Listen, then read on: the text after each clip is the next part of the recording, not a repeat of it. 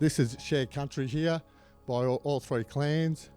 I'd like to welcome you to the lands of Watchabalik, Jarbajali, and pay my respects to my elders past, present and my future emerging.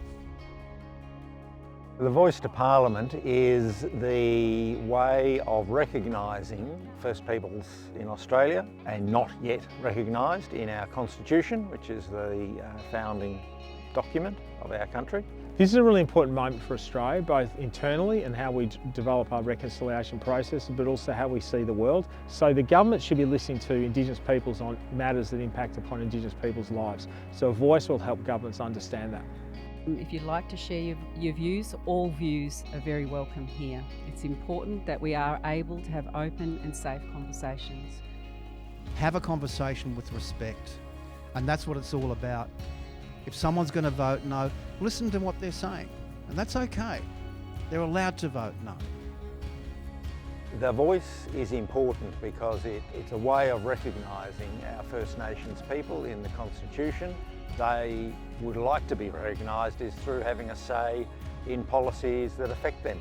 First Nations people have said that they want that recognition to be framed as a voice, as a way of being able to influence policies that affect them.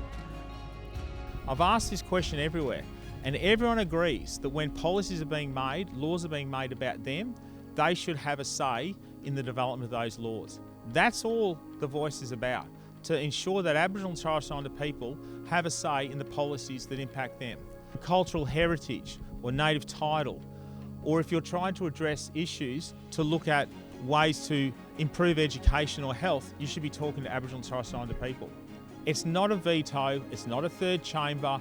The laws will still be developed by governments. All it simply does is provide a voice. So that's all it is. RecVic works with 24 local reconciliation groups across the state, and Gary Word Local Rec Group does a lot of amazing work around this local area. And you know, we have 7 staff in at RecVic, and we service 2,500 schools. We work with 79 local governments. We work with 560 organisations with reconciliation action plans, and we work with 24 local reconciliation groups who actually make that possible. So to enshrine the voice in the Constitution protects that voice from governments later on trying to abolish it. So the governments can't abolish it if it's created in the Constitution. The only way it can get abolished is from another referendum at a later date. This gives some certainty for having a consistent voice to Parliament. 3 key elements of the Uluru Statement from the Heart, which is important to look at all of them. The first one coming off the rank is voice, and then we'll look at treaty and agreement making and truth telling later on.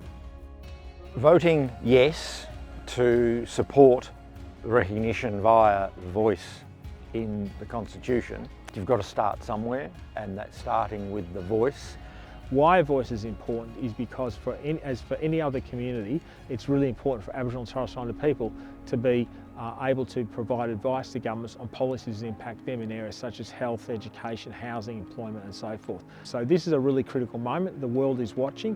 Many other countries already have their version of an Indigenous voice in their parliaments, in their constitutions. We don't have that in Australia. This is a critical time.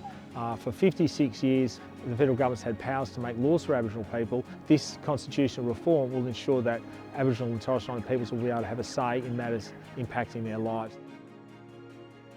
To our children's children, the glad tomorrow. Now, I just loved that poem when I read it, but what saddened me was that it was written 60 years ago. And here we are today, hoping that all that she wrote then is going to come to pass.